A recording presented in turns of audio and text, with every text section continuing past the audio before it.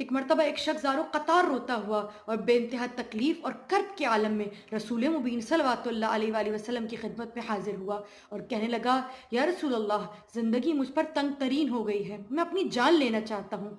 आपने अर्ज़ की, ए बंदे खुदा, ये कैसे कुफ्र के कलमात अपनी ज़बान से जारी करते हो, क्या तुम्हें शर्म नहीं आती? ये कहने लगा, या रसूल अल्लाह, ज़िंदगी मुझ पर मौत से ज़्यादा बदतर तरीन और मुश्किल तरीन हो गई है कि मैं क्या करूं?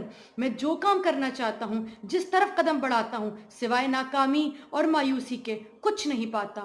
मेरे बच्चे बीमार हैं, घर पे तंगदस्ती, मुफलिसी और फ़िक्र फाक़ा ने डेरे डाल रखे हैं।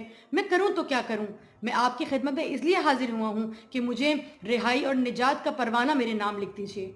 आप सल्लल्लाहु अलैहि वसल्लम इरशाद फरमाते हैं कि अगर तू वाक़अन चाहता है कि तुझे निजात का परवाना दे दिया जाए, तो मैं तुझे एक ऐसा अमल तालीम दे रहा हूँ कि अगर उस पर अमल करेगा तो दुनिया और आखिरत दोनों में निजात पाएगा।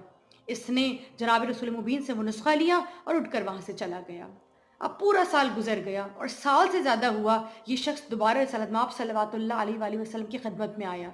लेकिन अब आया तो कैसे आया कि खुशबाश है, शाहाना लिबास ज़िबतन किए हुए है, पैसों की गठरी दिरहम व दीनार इसके साथ हैं, कुछ ज़कात के पैसे, कुछ सदक़े के पैसे और बहुत सारे हदिये रसूल खुदा सल्लल्लाहु अलैहि वसल्लम की खिदमत में लेकर आया और बेइंतहा खुश और मसरूर है।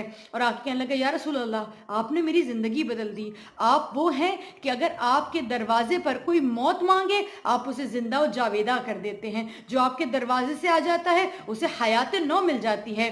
जनाब रसूल खुदा मुस्कुराए और मुस्कुरा के कहते हैं, कैसे हो? इसने कहा, क्या आप मुझे पहचानते हैं? फरमाया, हाँ, तुम साल भर पहले हमारे पास आए थे तंगदस्ती का शिकवा लेकर।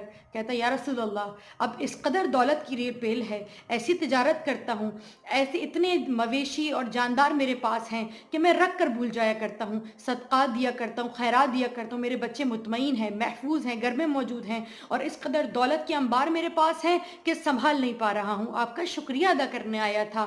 और फिर तमाम तर असहाब ने उससे वो नुस्खा पूछा कि तुम्हें रसूलुल्लाह सल्लल्लाहु अलैहि वसल्लम ने ऐसा क्या बता दिया?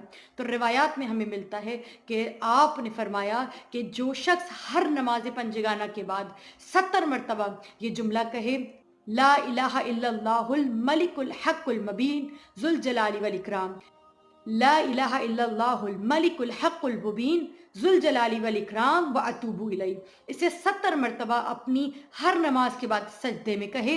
जब जब खाने के लिए दस्तरखान पर बैठे तो अभी खाना तनावुल कर ले तो दस्तरखान से न उठे और दस्तरखान पर बैठे बैठे 72 टाइम्स कहे, या बासितु बिहक़्क़ मोहम्मद मुस्तफ़ा, या बासितु बिहक़्क़ मोहम्मद मुस्तफ़ा।